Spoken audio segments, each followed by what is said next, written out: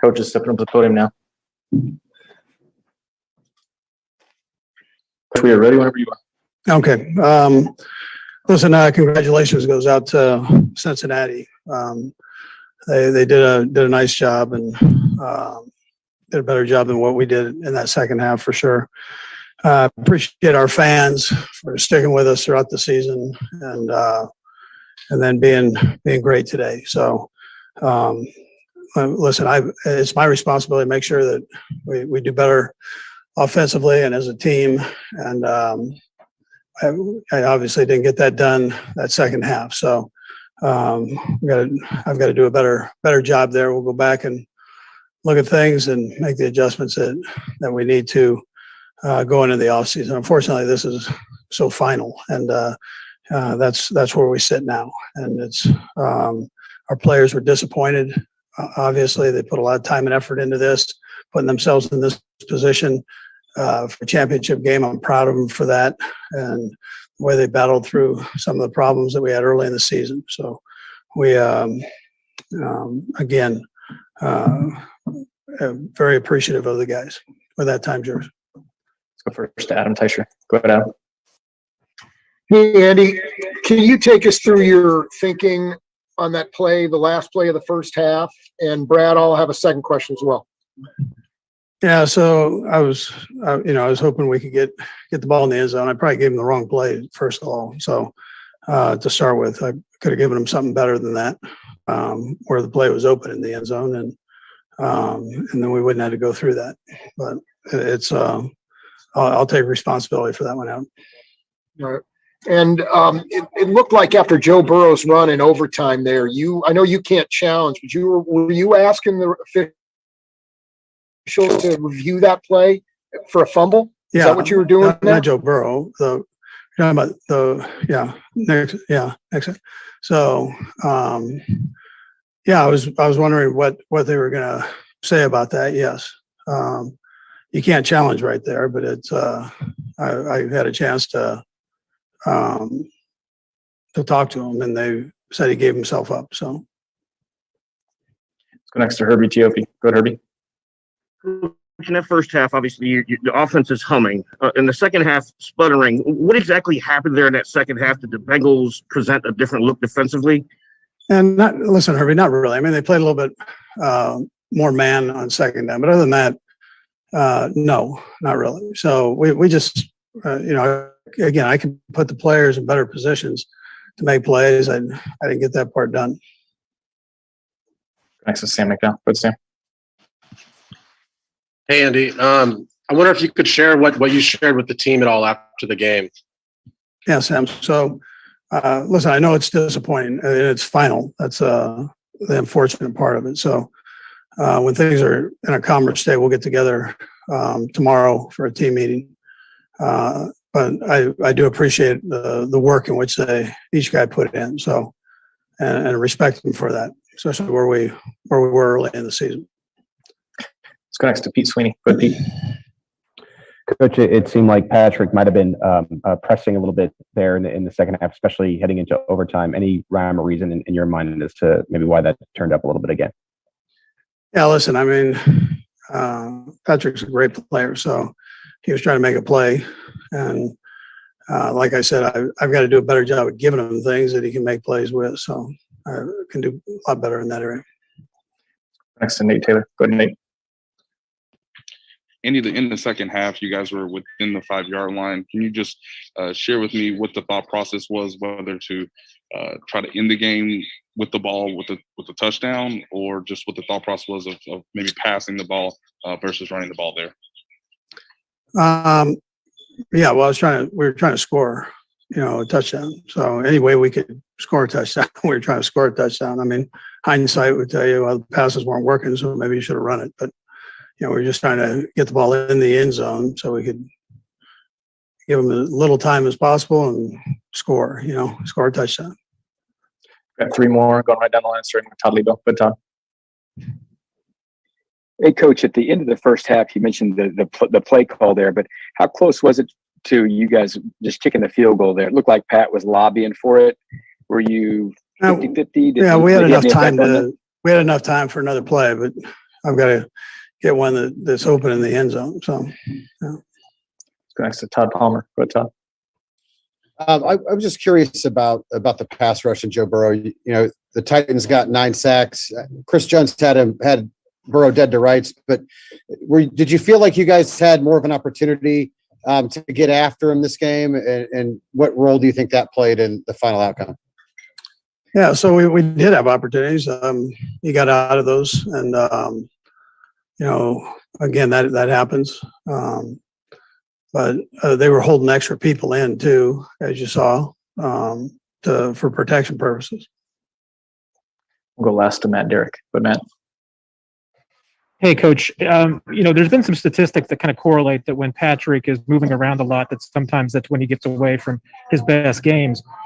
Is there anything in the moment in the second half that, you know, where you can talk to Patrick, or anything that you see where he gets mobile like that and to try and change things up a little bit?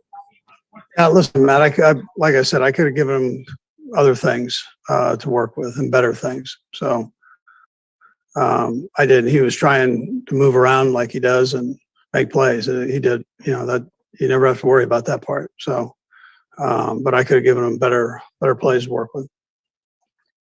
Coach, we appreciate the time. Thanks for joining us. Thank you, guys. All right, guys, we got McCall Hardman coming next.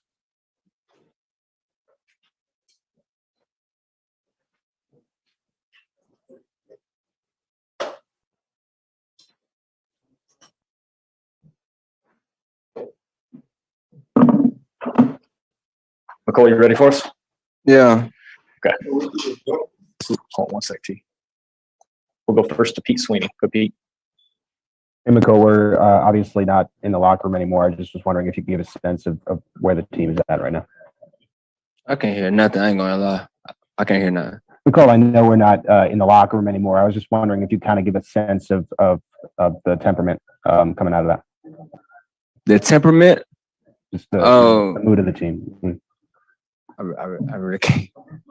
The mood of the team? I mean, obviously everybody disappointed in what's going on. I mean, I think y'all know what kind of mood we're gonna be in. It's not a happy mood. So we're just, you know, disappointed in what we did, what we showed out there, and just something we gotta learn from and just try to, you know, get better on as, you know, coming into next year. Let's go next to Herbie Ethiopia. Go ahead, Herbie.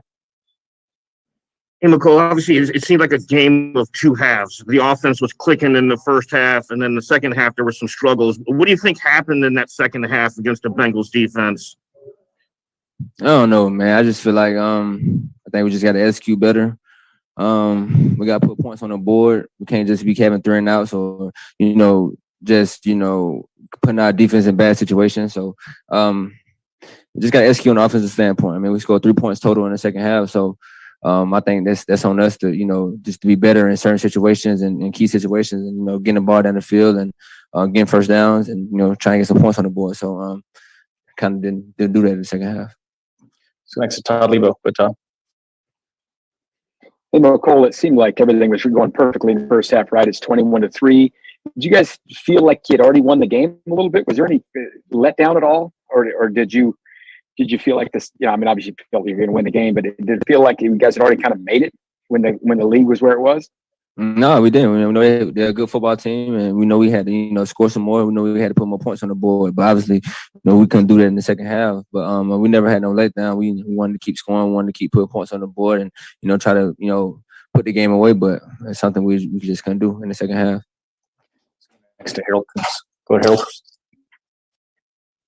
McCall, what specifically was it from a defensive standpoint that you saw differently that the Bengals did? Was it something they did with their, you know, safeties or anything that you just saw out there that was like, okay, that's a lot different from the first half to second?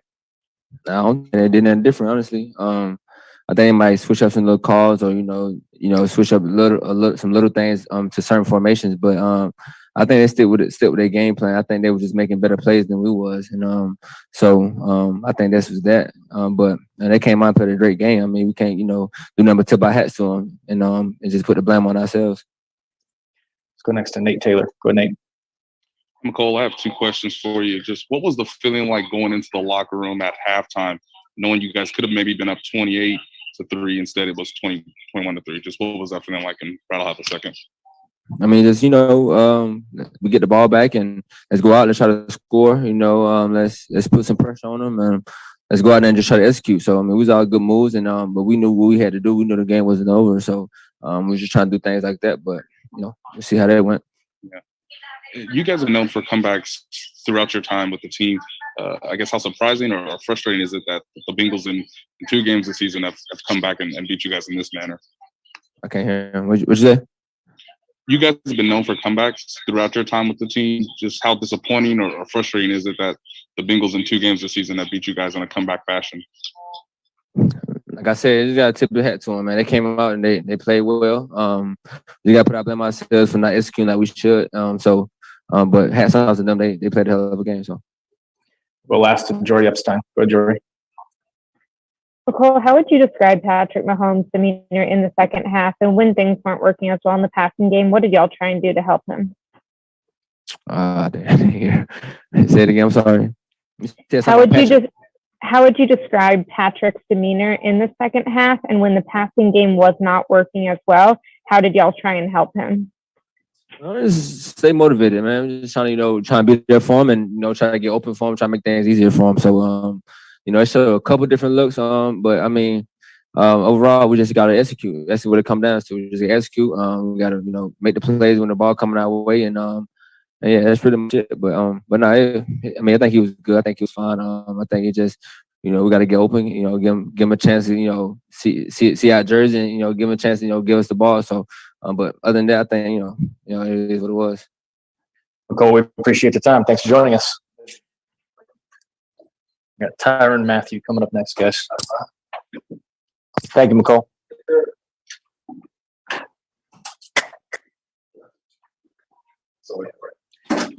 Tyron, you got us? We'll go first to Sam McDowell. Go ahead, Sam. Hey, Tyron. Can you give us a sense for what the locker room's like right now, and if you had any conversations with people just as being as one of the leaders in that room? I mean, obviously, deflated, be a good word to describe it. Obviously it's been a blessing. I've been in this league 9 years and, not all the time do you have a chance to play for championships and, play for Super Bowls, to hang banners, to make the city proud. And, obviously we, fell short today, but, it's a lot of good to look back on. We won a lot of football games. Obviously, the last 2 losses, that we've had in the playoffs, it hasn't really been our standard, and but I'm proud, of the way we continue to fight, throughout the season. I'm proud of the way we stuck together. I'm proud of our coaches, in the way that they continue to, take bullets for us. You know what I mean? So, it's a lot of good, to think about. Obviously, I'm grateful, for the opportunity. But I think anytime you come up short, and you could be better, it's obviously deflating, Let's go next to Adam Teicher. Go ahead, Adam. Hey, Tyron, I know you weren't involved with pass rush much, but I was wondering about Joe Burrow. I mean, you guys have played against him twice now. He's been kind of he's not a real mobile guy, but a little bit elusive. Is he more difficult to bring down than maybe you would think? Well, I think he's a smart quarterback. And I think obviously, he's not geared to run around. He's not geared to, get 60, 70 rushing yards a game. But I think, he's a smart player. He's a smart quarterback. And I think, within certain schemes or certain coverages, there is a window, for the quarterback to run the ball. And, hats off to him. Obviously, this kid studies a lot of tape and, he has the instincts to go with it as well. And, he made a couple, third down, scrambles today that, kind of lifted their team, and I think for us, anytime you can get off the field when it's 3rd and 6, 3rd and 7, 3rd and long, you gotta dig deep and try your best to just get off the field. But, just felt like those guys made a little bit more plays, than us today. Let's go next to Pete Sweeney. Go Pete. Aaron, I apologize for how abrupt this question comes, but we're not sure when we'll get you again. Just how eager are you to just remain with the Kansas City Chiefs? I know we haven't talked about that in a while, but just continuing your time here in Kansas City. I mean, I hope so. Ever since I came here, I've just tried to be the right kind of teammate. I've tried to play my part, and obviously, it's always that feeling that you can make more plays for your team, but I'm hoping it works out. I don't have any control over that. I feel like everything that was in my control, I tried my best to handle it and to do it with a smile. So I love this team. I love this locker room. It's a lot of coaches that I have great relationships with, and so I'm hoping, yeah. Well, last two, we'll go Todd Lebo and then Todd Palmer. Go ahead, Todd. Lebo.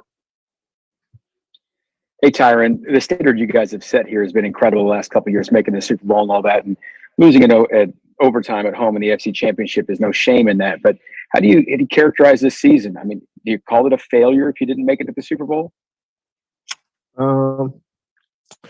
I think the immature person in me would probably say we failed. I think the bigger person in me realized that these things aren't always possible, and for us to start the season the way we did, and for us to kind of claw our way back out of last place, put ourselves in first place, give this city home games where they can come out and be a factor. I'm more so just proud of the guys that I work with, the coaches that I work with, and so for me, that's kind of sort of gratefulness comes into play. You just have to be grateful for certain experiences, certain challenges, things that can bring out the best in you, in the future to come. So, we got a lot of motivation, and I know it's a lot of guys in that locker room that they're going to take this off season personal, to really get better, because we do feel like we're still the best team, in the NFL, but the best team doesn't always win. It's the team that plays well and makes the plays, that day. So I'm just extremely proud to come to work with these guys. Well, last to Todd Palmer. Go Todd. Hey, Tyron, I just was curious how frustrating was the second half? Because in some ways it seemed like a mirror image of the game, Week 17 game at Cincinnati, where you guys raced out to a big lead, and then late in the second quarter, and it kind of starts to slip away. Were you guys getting frustrated, and did that previous matchup seep into your mind at all? No, I think every game is different. Obviously it was, some motions and certain moves of the game kind of, made it feel like, Week 17, but I think every week is different. I thought we came out today. I thought we played up to our standard. Obviously in the second half, credit to those guys. They made more plays than us, and you can't always control, what the other team is going to do. But obviously there was a lot of plays out there today that we all feel like we could have been better, or we left out there. So I think more importantly, you just have to continue to dig deep. This is another great challenge, for this team, for this organization to, continue to push forward, and to continue to represent the AFC, to continue to represent this division, and I know that they can do that. Tyron, we appreciate the time. Thanks for joining us. All right, guys, we got Patrick Mahomes stepping up next. Thank you, team. All right, Patrick, you ready? Yep. Let's go first to Adam Teicher. Go ahead, Adam. Hey, Patrick, can you take us through that last play of the first half? What happened there, what you were thinking? And Brad, I'll have a second question as well. Yeah, we had just ran a play. It took 4 seconds to play before where I burned it. So I knew that the time was low, obviously, and knew we needed to get points. We called a play that we were trying to get someone over the middle quick. And then I was supposed to throw the ball away. I got a little greedy there and try to give to Tyreek and get a touchdown. They had two people out there. Definitely, I mean, in the long run of things, it looks bad, but if we had another chance, I would have went for another play again. Okay. And the Super Bowl has been the standard around here now, obviously. How are you going to look back on this season when you have time to reflect on it? I mean, you take away the good things, just like any season. It's definitely disappointing. I mean, here with this group of guys that we have, we expect to be in that game and to win that game. And anything less than that is not success. So we'll go back. We'll look at all the things we did well, the adversity we battled through, the team that we became towards the end of the season. And try to learn from the mistakes that we made and try to be better next year. Next to Herbie Teope. Go Herbie. You mentioned some of the mistakes you're trying to learn from. What do you think went behind some of the struggles in that second half, especially coming off that first half where the offense seemed to be clicking all cylinders? There's just a few misreads here and there. There was guys that were open, and I didn't hit at the right time, or I passed up on a sudden shorter that I went for something. I wanted to get something deeper down the field. And when you're playing a good team and you don't hit what's there, and you try to get a little bit more than what's necessary, it kind of bites you in the butt, I guess you would say. I mean, it's something that we were playing so well in the first half. In the second half, we were just off a tick, and that's all it takes to lose a football game. Next to Pete Sweeney. Go Pete.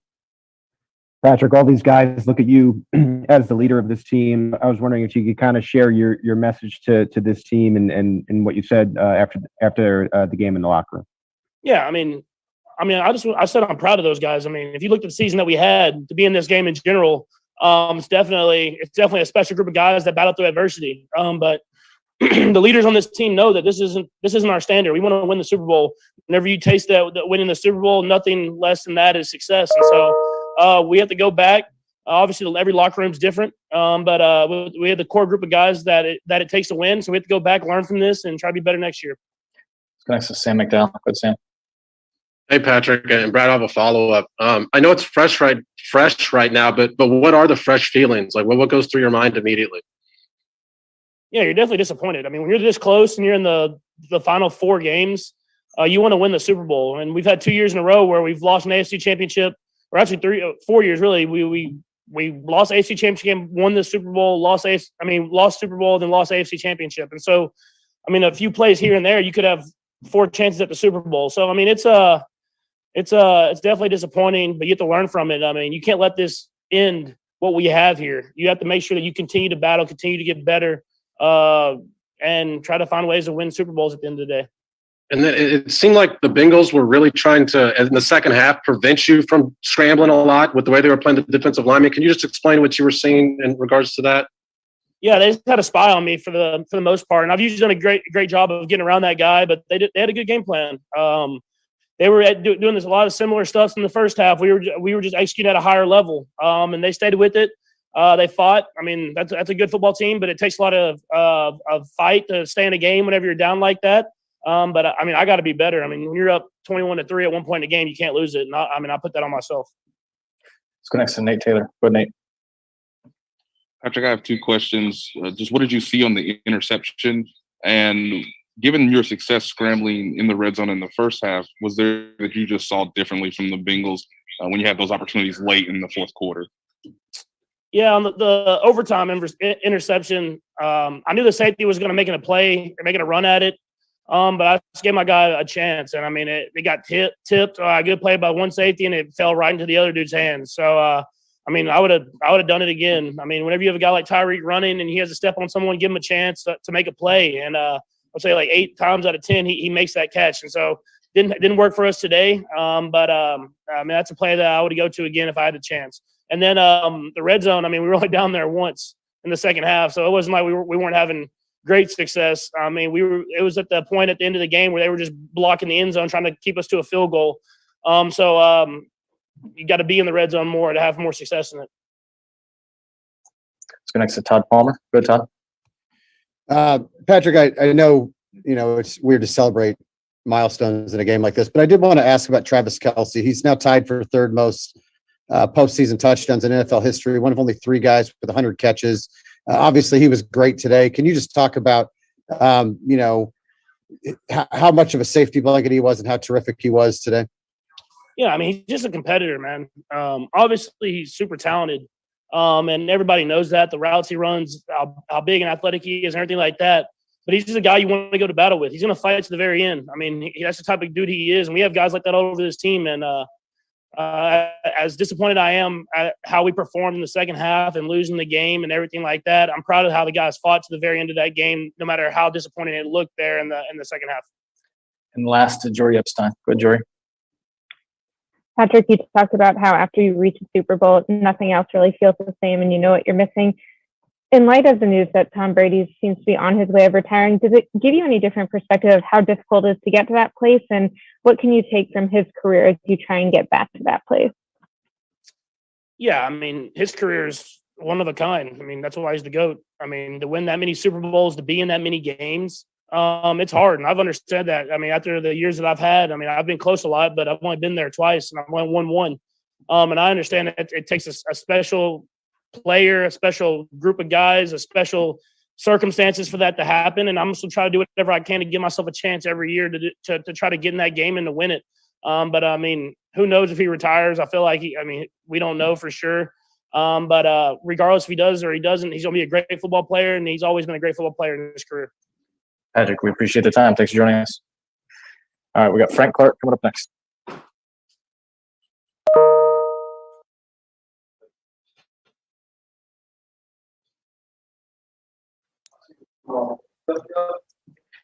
All right, Frank. We'll start first with Todd Palmer. Go ahead, Todd. Hey, Frank. Seemed like you guys got pressure on Joe Burrow at times, but it was hard to actually get him to the ground. Can you just talk about how slippery he was and how you thought the pass rush performed today? Great quarterback who executed on every senator to get his team to the Super Bowl. Let's go next to Todd Lebo. Go, Todd. Frank, obviously you guys set a very high standard here going to the Super Bowls and all that. You fell a little bit short this year. Emotionally, how are you guys doing right now? And how would you characterize what this season is? I mean, you can't call it a failure if you make the AFC Championship game, but you didn't get where you wanted to go. I mean, adversity.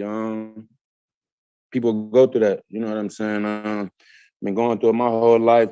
I can only, picture what a lot of these other guys have been through and, the things they've had to overcome, obstacles and stuff like that. So, long season, man. We started the season off kind of rocky, and I'm sure, a lot of people had counted us out at that point. So to be able to get to this point and, revamp back up and get our season back on the right track, playing some great football, that was a great highlight. Unfortunately, we wasn't able to finish. The end goal is the end goal, which is the Super Bowl, and, give us some things to go back in, over the summer and over the spring and to look at, execute so we can get out there and put ourselves in a better position next year. Next to Harold Coombs. Go to Harold. Frank, you go into the halftime locker room about 21-3, but then obviously the second half things kind of fell apart. What was kind of the mentality on the sideline there, and what was the mood as things started to just slowly go not the way you wanted it to go? I mean, it's football. You're playing enough football games, you see it happen, multiple times. So sometimes, you can be the vet from that point, and helping guys understand, I've seen this before. I've been in this situation. We got to keep our foot, on their necks and just stay at it, stay adamant about, just finishing the game. And, unfortunately, it just didn't go our way. Things been going our way, all season and, timing and just different little things. And, it just didn't go our way. You watch, the offense, they come out there, they start the game off every drive, they scoring, they driving down, they just putting us in great position. And, at a point, they went in at halftime, they made the necessary adjustments that they need to make. And, hats off to their coaching staff. That's all coaching. The players, they decided that they wanted to go out there and compete this, for the next 30 minutes of the game. And that's what they did. It's not a shade to them in no type of way. The best team, and the best team and the smartest team all around won today. And that was the Cincinnati Bengals. Sure. Take two more. We'll go Adam and then Matt. Go to Adam. Hey, Frank, Super Bowl is all you know since you've been here. So I was just wondering, now that you guys didn't quite get there this year, how are you going to remember this season? And Brad, I'll have a second question as well. Man, just adverse. It's been a long season. Like I was just saying, just adverse, and I'm gonna remember the guys more than the season. It's really the guys in the locker room who I always remember.